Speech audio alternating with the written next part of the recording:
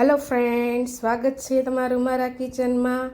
ગરમીમાં ઠંડો ઠંડો સુરતનો ફેમસ સુરતી કોલ્ડ કોકો બનાવીશું આજે, જે તેના કલર અને ટેસ્ટમાં બિલકુલ આઈસ્ક્રીમ પાર્લર કે ડેરી ડોનના સુરતના ફેમસ કોકો જેવો જ બનશે। એકદમ ઇઝી ને બહુ જ સરસ રેસીપી છે। ઘરમાં મહેમાન હોય ત્યારે કે ઘરમાં સાંજે ડિનર પછી ગરમીમાં ઘરે જ બનાવો પીવા માટે।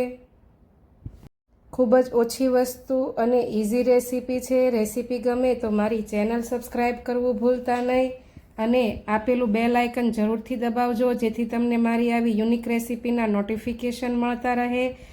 વિડીયો ગમે તો વધુમાં વધુ શેર કરજો અને લાઇક ને સબસ્ક્રાઈબ કરવું ભૂલતા નહીં। તો ચાલો સુરતનો ફેમસ કોલ્ડ કોકો બનાવીએ। તેના માટે મેં અહીં 1.5 લીટર જેટલું ફૂલ ફેટ મિલ્ક લીધું છે। તમે ઘરમાં જે વાપરતા હોય તે દૂધ લઈ શકો। અને હવે 2 બાઉલ આપણે લઈ લઈશું। બંનેમાં આપણે અંદાજે અડધા કપ જેટલું દૂધ લઈ લઈશું। તેમાં પહેલાં જ દૂધ આપણે નોર્મલ રૂમ ટેમ્પરેચર જેવું લઈશું। હવે બંને બાઉલમાં અડધા કપ જેટલું દૂધ લઈને બાકી જે દૂધ બચે છે તે આપણે ગેસની ફ્લેમને મીડિયમ ટુ લો રાખીને તેને ગરમ કરવા માટે મૂકી દઈશું।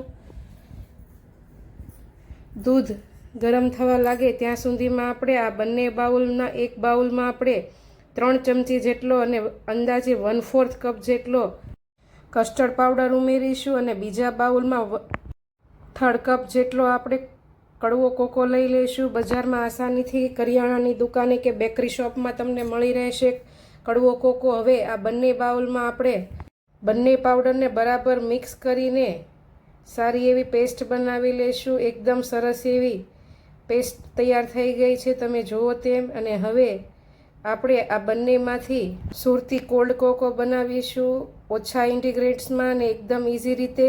હવે જે દૂધ આપણે ગરમ કરવા માટે મૂક્યું છે તેને વચ્ચે વચ્ચે આપણે આવી રીતે ચલાવતા રહેવાનું છે, જેથી દૂધ તળિયે ચોંટે નહીં ને તેનું ટેક્સચર સારું રહે। બને ત્યાં સુધી ફૂલ ફેટ મિલ્ક લેવું, જેથી કોકો એકદમ મલાઈદાર અને સરસ એવો ઘટ બને। દૂધમાં આપણે 1 બોઇલ આવી જાય ત્યાં સુધી આવી રીતે ઉકાળવાનું છે। તમે જુઓ તેમ બોઇલ આવી ગયું છે। હવે તે આપણે જે ઉભાર આવ્યો છે તે નીચે બેસી જાય ત્યાં સુધી દૂધને આવી રીતે ચલાવતા રહીશું।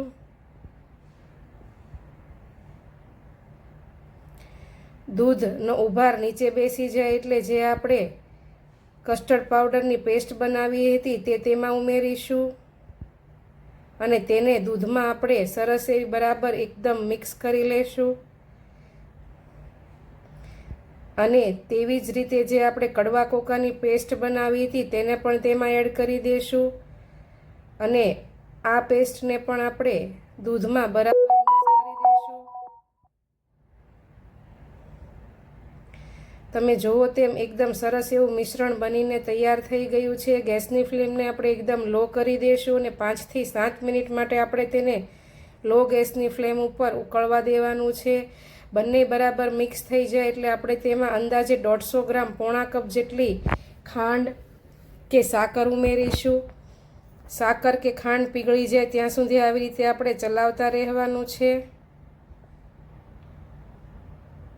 ગળ્યું તમને જે પ્રમાણે ભાવતું હોય તે પ્રમાણે તમે થોડું વધારે ઓછું કરી શકો, પણ 150 ગ્રામ ખાંડ એટલા 1.5 લીટર જેટલા કોકોમાં બરોબર છે।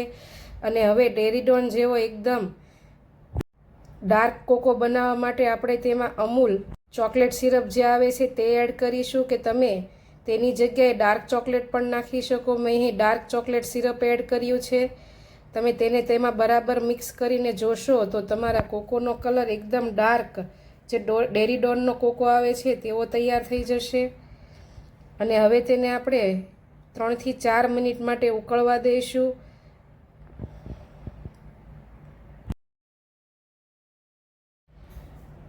દૂધ જેમ ઉકળશે તેમ કોકો એકદમ મલાઈદાર અને ઘટ એવો સરસ બનીને તૈયાર થશે। વચ્ચે વચ્ચે આવી રીતે ચલાવતા રહેવાનું, જેથી તળિયે ચોંટી ન જાય।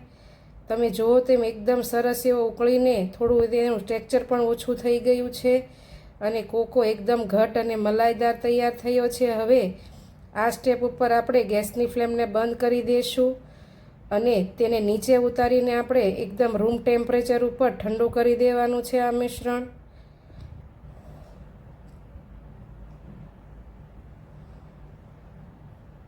હવે તમે આ મિશ્રણને બીજા બાઉલમાં પણ લઈ શકો કે પછી એક મોટા બાઉલમાં બરફ એડ કરી તેની વચ્ચે મૂકીને ફટાફટ પણ ઠંડુ કરી શકો. મેં અહીં આ જ તપેલીને બીજા મોટા વાસણમાં ફરતો બરફ નાખીને વચ્ચે મૂકીને લગભગ 5 થી 7 મિનિટમાં તમે જુઓ તેમ એકદમ રૂમ ટેમ્પરેચર ઉપર કોકો આવી જશે.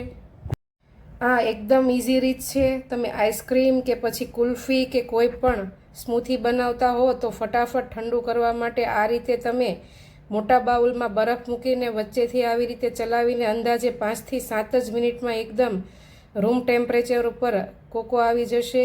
તમે જુઓ તેમ થોડો ઘટ પણ થઈ ગયો છે અને એકદમ ઠંડો થઈ ગયો છે. હવે તેને આપણે 3 કલાક માટે નોર્મલ ફ્રીઝમાં, જ્યાં આપણે દૂધ કે શાકભાજી રાખીએ છીએ તેમાં આપણે 3 કલાક માટે મૂકી દઈશું એકદમ ઠંડો કરવા. અને હવે તમે જુઓ તેમ એકદમ ઠંડો ઠંડો કોકો તૈયાર થઈ ગયો છે ને એકદમ ઇઝી રીત અને ખૂબ જ ઓછા ઇન્ગ્રીડિયન્ટથી એકદમ આઈસ્ક્રીમ પાર્લર જેવો સુરતી કોકો બનીને તૈયાર થઈ ગયો છે. ચાલો તેને આપણે હવે સર્વ કરીએ. આપણે તેને આઈસ્ક્રીમ પાર્લરની જેમ સર્વ કરીશું. 2 ગ્લાસમાં પહેલાં બંનેમાં 3 ગ્લાસ જેટલો કોકો એડ કરીશું અને પછી ઉપરથી વેનીલા આઈસ્ક્રીમ અને તેની ઉપર કાજુના ટુકડા અને ચોકલેટ ચિપ્સ એડ કરીશું. રેસીપી ગમી હોય તો મારા વિડીયોને વધુમાં વધુ શેર કરજો અને ચેનલ સબસ્ક્રાઈબ કરવું ભૂલતા નહીં અને વિડીયોમાં લાઈક જરૂરથી કરજો.